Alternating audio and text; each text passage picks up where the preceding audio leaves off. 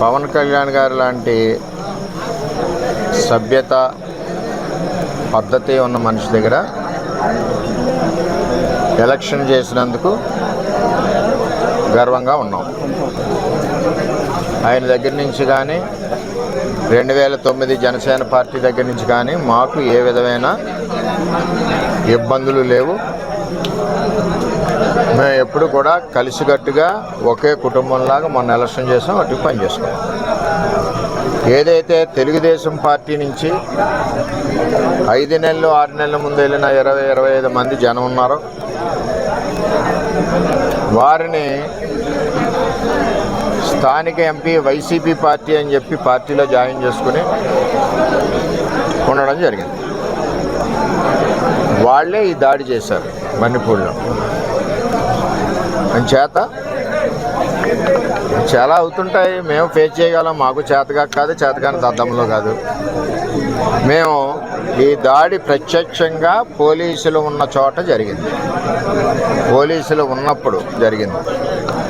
మేము ఒక ఆయన్ని సర్పంచ్ గారిని కలవడానికి వెళ్ళాం.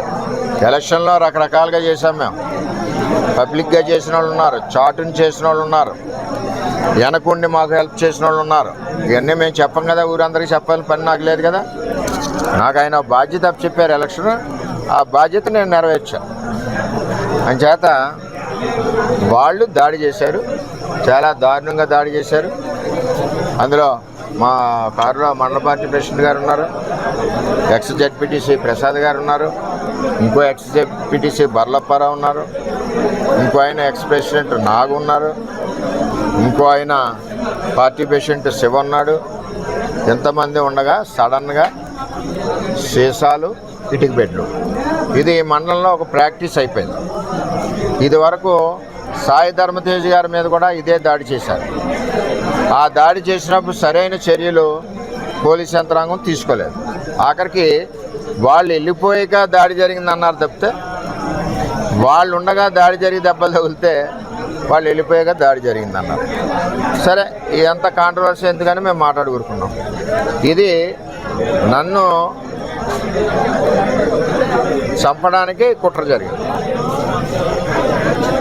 అంటే నాకు కూడా కార్యకర్తలు కూడా 150 మంది కూడా ఉన్నారు కాబట్టి ఇవన్నీ సీసం పెంకులు, ఒళ్ళంతా కారులో ఇటుక బెడ్లు, 2-3 గాయాలు, ఇవన్నీ జరిగినాయి.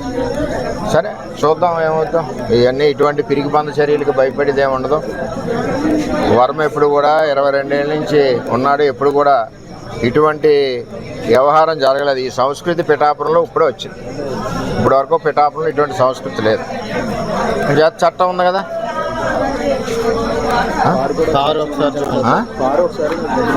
కారు కూడా ఒకసారి చూడండి. ఆ కారును కూడా నేను రిపేర్ చేయించిన. ఆ కారుని సెంటర్లోనే ఉంచేస్తా. పోలీసు సరైన నిర్ణయం తీసుకునే వరకు ఆ కారు ఈవేళ ఇక్కడ గెస్ట్ హౌస్ దగ్గర ఉంది, రేపు రోడ్డు మీద సెంటర్లో పెట్టేస్తా లాక్ చేసి.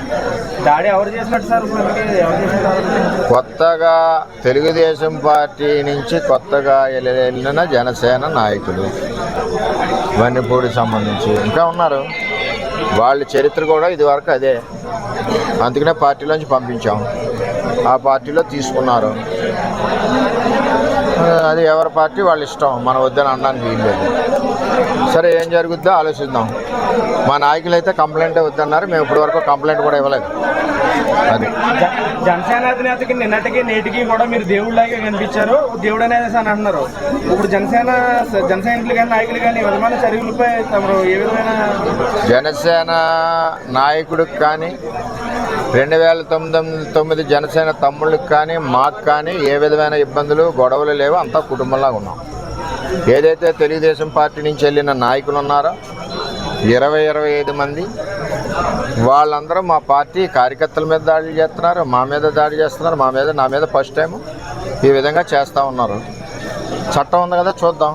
మా నాయకులు అయితే ఇప్పుడు వరకు కంప్లైంట్ ఇవ్వలేదు. నాయకులు మా మండల పార్టీ ప్రెసిడెంట్ గారు ఇల్లు చూసి కంప్లైంట్ ఇవ్వాలా. మరి అందరూ కూడా బుద్ధి చెప్పే వాళ్ళు అందరికీ చేతనవుద్ది కదా. ఏం చేయాలన్నది వాళ్ళు నిర్ణయిస్తారు. సార్, ప్రాణాలను సైతం పణంగా పెట్టి మీరు పవన్ కళ్యాణ్ గారు నిర్దేశించడం కీలక పాత్ర వహించారు. ఈరోజు మీరే చెప్తున్నారు ప్రాణాలు కూడా తీయబోయారని చెప్పి అదే జనసేన కార్యకర్తలు వన్నిపూడి గ్రామంలో అంటున్నారు. అసలు ఏంటి సార్ ఇక్కడ సవరణ జనసేనలోకి తెలుగుదేశం పార్టీలోంచి వెళ్ళిన